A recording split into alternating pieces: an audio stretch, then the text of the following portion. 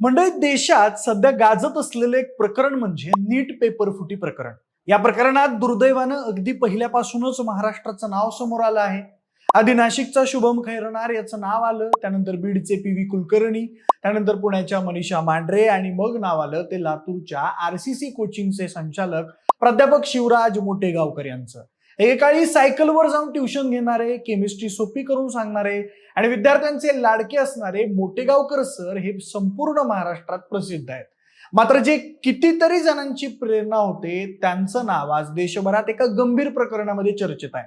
त्यामुळेच प्राध्यापक मोटेगावकर नेमके कोण आहेत, त्यांचा प्रवास कुठून सुरू झाला आणि आज त्यांच्या कोचिंग क्लासेसची उलाढाल 100 कोटींपर्यंत कशी पोहोचली, हे सगळंच आपण आजच्या व्हिडिओमध्ये जाणून घेणार आहोत. नमस्कार, मी प्रथमेश आणि तुम्हाला तर माहिती आहे आपला विषयच भारी. मंडळी, लातूरच्या शिक्षण क्षेत्रात एम सर म्हणून ओळखले जाणारे शिवराज मोटेगावकर हे गेल्या 2 दशकांपासून नीट, जेई आणि सीईटी परीक्षांच्या तयारीसाठीच्या कोचिंग क्षेत्रात एक मोठं नाव मानलं जात होतं.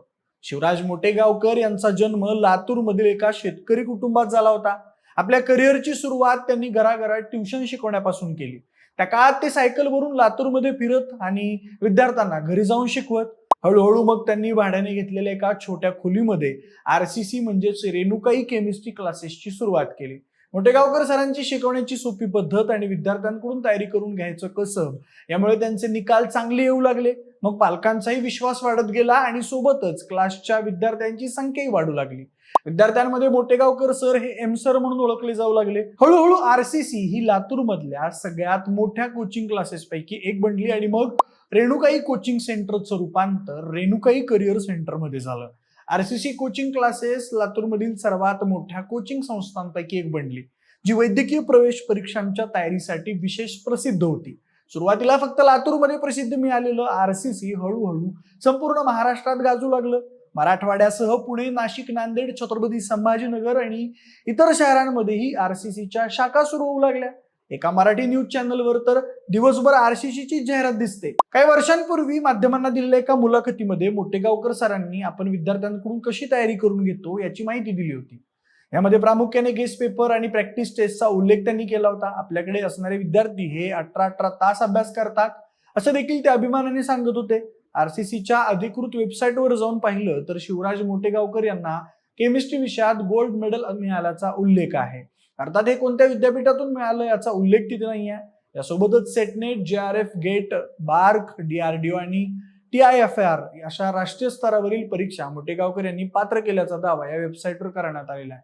आरसीसीच्या वेबसाईटनुसार आतापर्यंत हजारो विद्यार्थ्यांना वैद्यकीय आणि अभियांत्रिकी प्रवेश परीक्षांसाठी मार्गदर्शन केल्याचा दावा ही संस्था करते.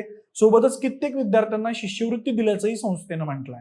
बुडारी वृत्तपत्रानं दिलेल्या माहितीनुसार सध्या आरसीसी मध्ये 40,000हून अधिक विद्यार्थी शिकत आहेत. सोबतच स्थानिक पातळीवर बोलायचं झालं तर लातूर जिल्ह्याच्या अर्थव्यवस्थेचा एक मजबूत आधार म्हणूनही आरसीसी कडे ओळखलं जातं. या संस्थेची उलाढाल 100 कोटी रुपयांच्या आसपास असल्याची चर्चा आहे. सायकलवरून सुरुवात करून 100 कोटींपर्यंतची झेप ही नक्कीच प्रेरणादायी आहे. पण आता ही प्रेरणा देणारी स्टोरी एका वेगळ्याच वळणावर येऊन ठेपली आहे. 3 मे रोजी मेडिकल प्रवेशासाठीची नीट यूजी ही परीक्षा देशभरात घेण्यात आली. मात्र या परीक्षेचे पेपर फुटल्याचं लक्षात येताच 12 मे रोजी ही परीक्षा रद्द करण्यात आली. एवढ्या मोठ्या परीक्षेचा पेपर फुटल्यामुळे सरकारने याचा तपास सीबीआय कडे दिला. नंतर मग यात महाराष्ट्र कनेक्शनही समोर आलं. पण हे सगळं प्रकरण लातूरशी जोडलं गेलं ते एका पालकाच्या तक्रारीमुळे. एका विद्यार्थ्याच्या पालकाने लातूरच्या पोलीस अधीक्षक कार्यालयात तक्रार दाखल केली. त्यात असं म्हटलं होतं की एका खासगी कोचिंग सेंटरने घेतलेल्या मॉक टेस्ट मधील 42 प्रश्न नीट परीक्षेत अगदी जशीच्या तसे आले होते. 1-2 किंवा फार फार तर 10-12 प्रश्न आपण समजू शकतो, पण 42 प्रश्न एकसारखे येणं हा योगायोग नक्कीच नव्हता. एकीकडे या तक्रारीनुसार कारवाई सुरू झाली तर दुसरीकडे आज प्रकरणाची चौकशी करण्यासाठी सीबीआयने लातूरमध्ये प्रवेश केला. लातूरच्या एका नामांकित महाविद्यालयातून 4 वर्षांपूर्वी निवृत्त झालेल्या पी.व्ही. कुलकर्णी यांना सीबीआयनं ताब्यात घेतलं. विशेष म्हणजे ते नीट प्रश्नपत्रिका तयार करणाऱ्या समितीचे सदस्य होते आणि त्यांनीच केमिस्ट्रीची प्रश्नपत्रिका तयार केल्याचं सांगितलं जात आहे. कुलकर्णी यांच्या चौकशी दरम्यान शिवराज मोटेगावकर यांचं नाव समोर आलं.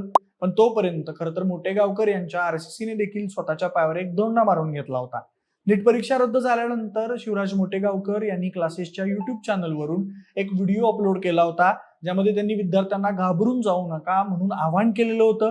सोबतच पुन्हा होणाऱ्या परीक्षेसाठी मोफत ऑनलाईन क्लास घेणार असल्याचे ते म्हणाले होते.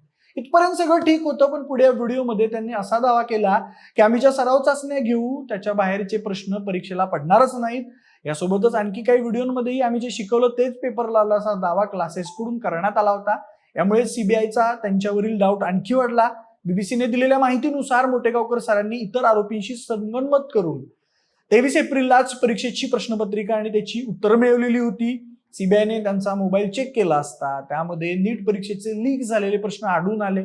सोबतच त्यांनी परीक्षेनंतर लीक झालेल्या प्रश्नपत्रिका नष्ट करून पुरावे नष्ट करण्याचा प्रयत्न केल्याचंही सीबीआयने आपल्या मेमोमध्ये म्हटलं आहे.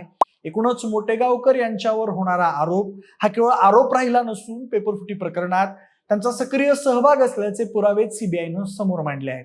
पुण्यामध्ये काही दिवस चौकशी केल्यानंतर आता त्यांना दिल्लीला नेण्यात आलं असून लवकरच त्यांना न्यायालयात सादर केलं जाईल. तपास यंत्रणा त्यांना या प्रकरणातील मुख्य आरोपींपैकी एक मानत आहेत.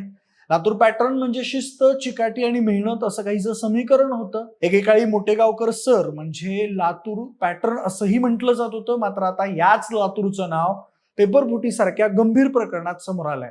त्यामुळे पुढे काय होईल, तपासात अजून काय पुढे येईल, कुणाकुणाची नावं समोर येतील, या सगळ्या प्रश्नांकडे केवळ महाराष्ट्राचंच नाही तर देशाचं लक्ष लागलंय. बाकी या सगळ्या प्रकरणाबद्दल तुम्हाला काय वाटतं हे तुम्ही आम्हाला कमेंट्स बॉक्समध्ये नक्की सांगा. सोबतच आपल्या विषय जुमारीच्या युट्यूब चॅनलला सबस्क्राईब करायला अजिबात विसरू नका.